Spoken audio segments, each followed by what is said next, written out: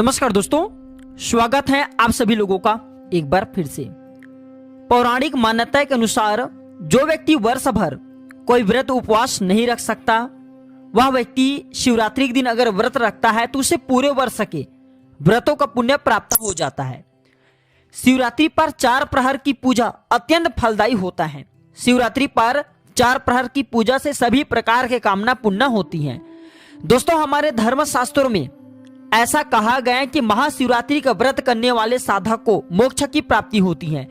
जगत में रहते हुए मनुष्य का कल्याण करने वाला ये जो महाशिवरात्रि के व्रत है, ये कल्याण करने वाला कहे गए और जगत में रहते हुए मनुष्य मोक्ष को प्राप्त कर सकते हैं। और इस व्रत को रखते हैं, महाशिवरात्रि के व्रत को रखते हैं तो साधक के सभी दुख पीड़ा इस सब का अंत होता है तथा मनोकामना की पूर्ति होता है। तो शिव जी की साधना से धन्य धन्य सुख सौभाग्य और समृद्धि ये सबकी प्राप्ति होता है, कुछ भी चीज की कमी नहीं होती।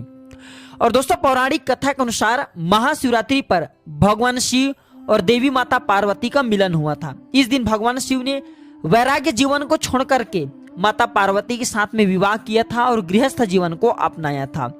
और दोस्तों, ऐसा भी माना जाता है इस दिन भगवान भोलेनाथ निराकार रूप से साकार रूप में प्रकट हुए थे, अर्थात निराकार रूप से लिंग रूप में मूर्ति रूप में प्रकट हुए थे। इसी वजह से हर वर्ष फाल्गुन महीने के चतुर्दशी तिथि को महाशिवरात्रि के पर्व के नाम से हम सब मनाते हैं। महाशिवरात्रि का हमारे जीवन में बहुत ज्यादा महत्व होते हैं। वैसे तो कई रात्रि होते हैं, लेकिन महाशिवरात्रि सबसे विशेष स्थान रखता है क्योंकि नाम से स्पष्ट है। महाशिवरात्रि, महा का अर्थ होता है महान, शिवरात्रि का अर्थ होता है भगवान भोलेनाथ की रात्रि। तो ये महान भोलेनाथ भगवान शिव जी की रात्रि है। तो आज की जो वीडियो है बहुत ही सुंदर है कि महाशिवरात्रि कब है 2023 में, पूजन का शुभ मुहूर्त कितने बजे तक पूजा करें, पूजा में क्या चढ़ाएं और रात्रि जागरण का महत्व। अगर ये सब जान लें तो बिल्कुल आप भी रात्रि जागरण करना शुरू कर देंगे। तो कब मनाई जाएंगी महाशिवरात्रि? तो हिंदू पंचांग के अनुसार महाशिवरात्रि का त्योहार शनिवार 18 फरवरी को रात 8:03 में प्रारंभ होगा और इसका समापन रविवार 19 फरवरी को शाम 4:19 में होगा। चूंकि महाशिवरात्रि की पूजा निशिता काल में की जाती है, इसलिए यह त्योहार 18 फरवरी को ही मनाना उचित होगा। महाशिवरात्रि 2023 पूजा का शुभ मुहूर्त। देखिए, शिव भक्त महाशिवरात्रि के दिन सुबह से ही भोलेनाथ की पूजा करना प्रारंभ कर देते हैं और महाशिवरात्रि पर शिवालय में आपने देखा होगा बहुत ज्यादा भक्तों की भीड़ होती है। तो दोस्तों, 4 प्रहर की शिवरात्रि में पूजा का महत्व होता है। तो चलिए मैं आप लोगों को बता दूं 4 प्रहर कौन कौन सा है। तो देखिए, पूजा का जो प्रारंभ समय 6:13 में शुरू हो जाएगा, ठीक है, 18 फरवरी को। तो महाशिवरात्रि के 4 प्रहर कहे गए हैं। अगर कोई व्यक्ति महाशिवरात्रि के दिन 4 प्रहर में भगवान भोलेनाथ की पूजा कर ले तो ये देव तुल्य हो जाते हैं, स्वयं भगवान इंद्र जैसा तुल्य हो जाते हैं, इंद्र के जैसा तुल्य हो जाते हैं। तो महाशिवरात्रि की प्रथम जो प्रहर की पूजा के शुभ मुहूर्त है वो है, जान लीजिए, तो शाम 6:13 से रात 9:24 तक रहेंगे। ये प्रथम प्रहर की पूजन का शुभ मुहूर्त है। इसके बाद महाशिवरात्रि की द्वितीय प्रहर का, दूसरे प्रहर का पूजा का शुभ मुहूर्त है रात 9:24 से रात 12:35 के बीच में आप पूजा कर सकते हैं। ये दूसरे प्रहर का मुहूर्त है। शिवरात्रि के तीसरे प्रहर के शुभ मुहूर्त है 12:35 से अगली सुबह 3:46 तक। ये तीसरे प्रहर का पूजा का शुभ मुहूर्त है।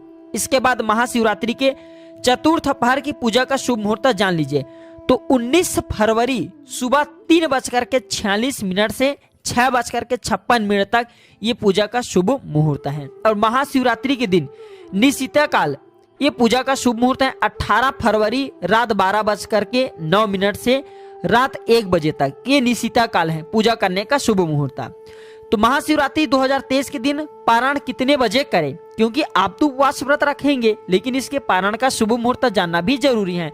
तो जो लोग 18 फरवरी को महाशिवरात्रि का व्रत रखेंगे वे लोग 19 फरवरी को सुबह 6:56 से दोपहर 3:24 के बीच में पारण कर सकते हैं। इसके बाद दोस्तों, महाशिवरात्रि के दिन शिवलिंग पर क्या चढ़ाएं जिससे भगवान भोलेनाथ प्रसन्न हो और सभी प्रकार की कामना पूर्ण हो, आइए इस वीडियो में जानते हैं। इससे पहले सभी लोगों से गुजारिश करना चाहूंगा, कमेंट बॉक्स में ओम नमः शिवाय हर हर महादेव जरूर लिखना। और हाँ, वीडियो को लाइक करना ना भूलना, और चैनल को अभी तक सब्सक्राइब नहीं किए दोस्तों तो चैनल को सब्सक्राइब जरूर कर लेना। ये मेरा चैनल नहीं बल्कि आप सभी दोस्तों का चैनल है। प्राचीन ज्ञान एक यूट्यूब चैनल नहीं, आप सभी दर्शकों का परिवार है। तो महाशिवरात्रि के दिन क्या चढ़ाएं?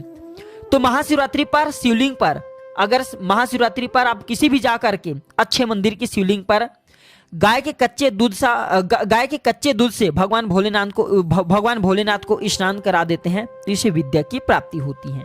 क्या की प्राप्ति होती है? विद्या की प्राप्ति होती है। जो बच्चे पढ़ने वाले स्टूडेंट हैं, ऐसे व्यक्ति ये चढ़ाते तो उनकी बुद्धि तीव्र होती है।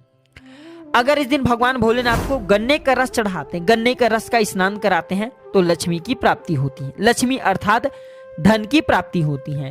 और अगर इस दिन भोलेनाथ को शुद्ध जल से स्नान कराते हैं तो सभी प्रकार की इच्छा की पूर्ति होती है। जो भी मन में इच्छा हो, अधूरी इच्छा पूर्ण नहीं हो पा रही, वह इच्छा पूर्ण होती है।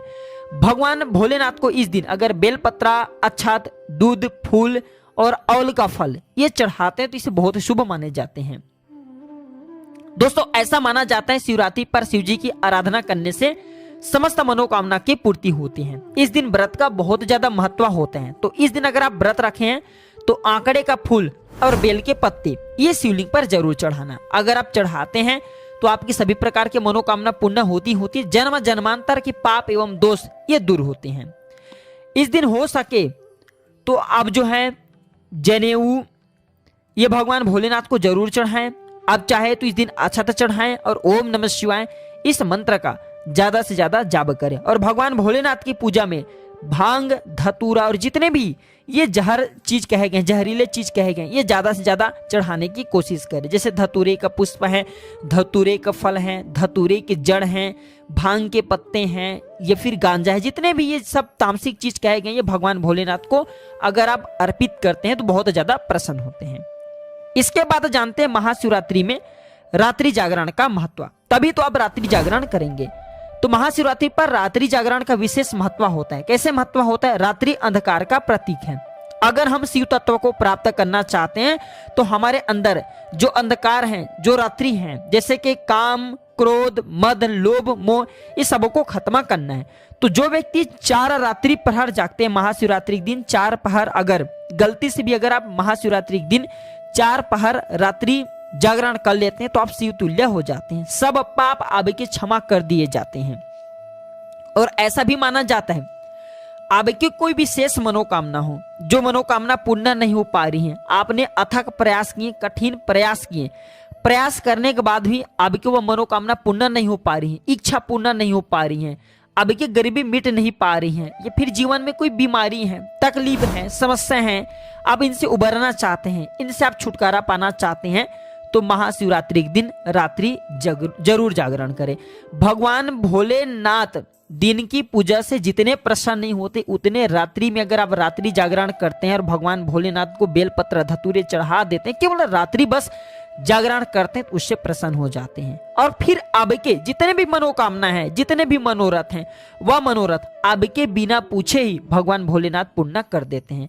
तो लोग इसे चाहे तो महा जो शिवरात्रि बोलते हैं, महादिन की रात्रि भी बोल सकते हैं, महादिन भी बोल सकते हैं। ऐसा क्यों नहीं बोले? क्योंकि महाशिवरात्रि में रात्रि का महत्व होता है। रात्रि के प्रहर में ही भगवान भोलेनाथ शिवलिंग के रूप में प्रकट हुए थे। रात्रि के समय में ही भगवान भोलेनाथ जो है निराकार रूप से साकार रूप में प्रकट हुए थे। इसलिए रात्रि जागरण का, रात्रि में भगवान शिवलिंग के, भोलेनाथ जी के शिवलिंग की पूजा का बहुत महत्व होता है।